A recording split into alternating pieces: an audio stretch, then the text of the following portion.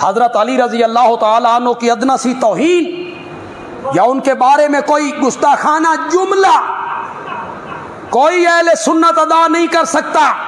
और अगर कोई अदा करता है तो वो अहले सुन्नत नहीं, वो सुन्नी नहीं है। अहले सुन्नत के हज़रत अली पहले 3 सहाबा को छोड़कर सारे सहाबा से क्या है, जोर से बोलो यार, जोर से, सबसे अफजल हैं। अस्साबिकून अल-अव्वलून हैं, बच्चों में पहले मोमिन है, बहादुरी और शुजाअत का निशान है, इसमें कोई शक नहीं। मेरे नबी के लिए कुर्बानियां दी, जान हर जगह पेश की, लड़े, लेकिन इनके जो मुशाजरात हैं हज़रत आयशा के साथ हों, हज़रत तलहा के साथ हों, हज़रत ज़ुबैर के साथ हों, हज़रत मुआविया के साथ हों, अमर बिन लास के साथ हों, हज़रत मुगीरा के साथ हों, इन मुशाजरात में हम अपनी ज़बानें क्या रखेंगे? हम कौन होते हैं